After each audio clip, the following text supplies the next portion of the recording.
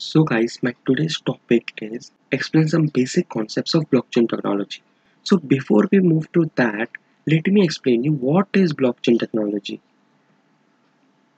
So blockchain technology. Blockchain is a distributed peer-to-peer network of databases that allow multiple non-trusting parties to transact without a trusted intermediate and maintains an ever-growing, append-only, tamper-resistant list of time-sequenced records. Well, what is this? It is so hard. You might be thinking that. No, wait. Simply, a blockchain is a decentralized peer-to-peer system which has no central authority to control the exchange of information or transactions that are going in the blocks. Now let me explain you some concepts that are related to the blockchain. Decentralized. What does decentralization means? So decentralization means that no single entity or a group of people have control over the data that is stored in the blockchain. So let me explain you this. Centralization means that there is one group of people or a person or a leader that is controlling over the group or the team or the data that they have access to. Let's say you don't know what Facebook will do with your data. It might sell the data for profits, but in decentralization, that is not the case. Everybody is in control of their own data. Nobody can access your data, and that's very good about decentralization, guys. So the data stored in blockchain is distributed among all nodes. So anything stored in the blockchain, let's say I store something in the blockchain, everybody will have that data, those who are participating in the blockchain network. And the computers that are participating in the networks are referred to as nodes here. Here you can see the difference between the centralized and the decentralized blockchain. So centralization, a single power or institutions is controlling all over the transactions that are happening in that particular area, while in blockchain everybody is in control over their area and they can directly transact with each other, guys. Consensus mechanism. So, to transact easily, we need to come to a consensus as there is no leader or no single group of people who are controlling over the data. So, the members of a blockchain network need to come to a consensus via consensus mechanisms to make decisions. So, now you know what is consensus mechanisms. There are various types of consensus mechanisms in the blockchain network, while the most used are proof of work and proof of stake. Proof of work majorly the Bitcoin and Ethereum uses, while Ethereum is going to shift from proof of work to proof of stake. Let me explain you why this is happening and the differences between the two. So what is proof of work versus proof of stake? So in proof of work, the creators of the block are the miners, while in proof of stake, the creators of the blocks are the validators. Well, who are miners and who are validators? Let me explain you them. The resource required to win the blocks, they require energy. So proof of works require energy. So the people who provide the energy to the network are known as miners, while the same resource required to win the blocks in the proof of stake are coins or tokens, and those are known as validators.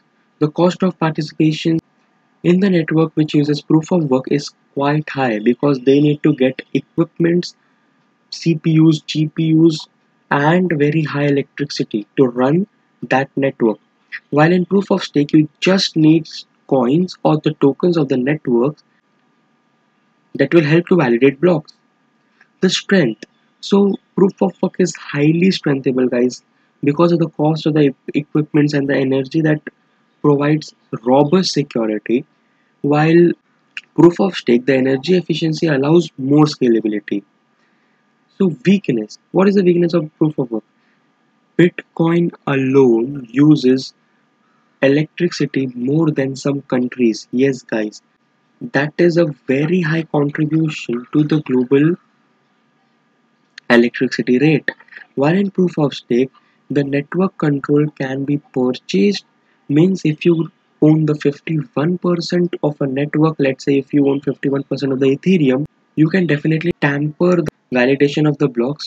It is not possible in many public blockchains because they are quite expensive nowadays. So let me explain you this very interesting and very basic term, cryptographic hashing, which every blockchain uses to encrypt your data. So cryptographic hash functions generate a fixed length character string from a data records of any length. So a data record can be a word, a sentence, a longer text, or an entire word file, MP4 file, your video files, your PPT, anything guys. So let me explain you this with an example. So let's say I input fox, the string fox, into an hash function which is also known as a hashing algorithm, and it gives me a hash sum of a fixed character guys. Here you can see DFCD and the ending is 2D17. While I write a sentence, the red fox runs across the ice. I put this into an hashing algorithm again. It also gives me the fixed length of the hash you can see here guys. So if you put a word, if you put a sentence, it doesn't matter. The hashing algorithm will produce a hash of a fixed length. If I put a paragraph also, it will do the same for me. Next is the red fox walks across the ice. Now you can see the runs is changed with the fox. I put this into the hashing algorithm. It will generate the same length of the hash, while you can see the previous means the red fox, the runs is changed with the fox. You can see the hash is completely changed. Not only one two letters, one two words, or one two alphabets are changed, but the whole hashing algorithm is completely changed, and this is known as the avalanche effect used in the hashing algorithms. So to get it clearly, let us perform an activity now itself. So guys, this is a SHA-256 hash which the Bitcoin protocol currently uses. Here below you can see the hash of nothing. Yeah guys, you have a hash of nothing. So data, let me put a H here. Now you can see it is completely changed. Previously it was something E30. So if I want to go to previous, I will just put a backspace, and here you can see E3B0 and the ending is 855, and again I put the H. Here you can see 44BD and 89C21. It is completely changed guys. It is completely changed. Hi. Now it is also changed. I put an exclamation mark. It is also changed. But you are seeing that it is of same fixed length. So hi, I am teaching blockchain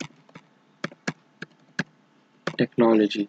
So now you can see I have written a whole bunch of words here, but the length of the hash is the same, that is the output. So if you want to go from this hash to this data, you can never go. It is completely irreversible guys. You will take years and years and years of years to just go from this hash to this data guys. That is the beauty of the hashing algorithms we use. So guys, before we end this video, let me explain you what properties of blockchain very quickly guys. So properties of blockchain: distributed. All network participants have a copy of the ledger for complete transparency guys. So if someone tampers a block, others will get to know that this block is being tampered, and they will override the data guys. That is the power of distribution. Immutable. Any validated records are irreversible and cannot be changed. So if a data or a transaction or anything that goes into the block, it cannot be changed after it is validated guys. Timestamp. So every transaction is timestamped in the block guys. So it is easily readable and easily accessible to see the time of the block. Unanimous. So all network participants agree to the validity of each of the records. Guys, every participant in the network agree to validate each of the records in the block. So anonymous. So guys, the identity of the participants is either anonymous or pseudonymous guys. So I don't know who is going to mine the next block or who has just mined the block. I just know the address of that person, but I don't know who is he or she or anybody. May they might be a group of people as well mining a single block guys. That is the power of anonymity. Secure. All records are individually encrypted via the hashing algorithm we have seen. So it is very secure guys. Programmable. Blockchain is programmable guys via the smart contracts. you can write smart contract with the help of a Solidity language, and this was started by the Ethereum blockchain, and you can now write programs on all EVM compatible chain, guys. So guys, thank you for watching this video. I hope you've learned something about blockchain technology. So yeah guys, thank you.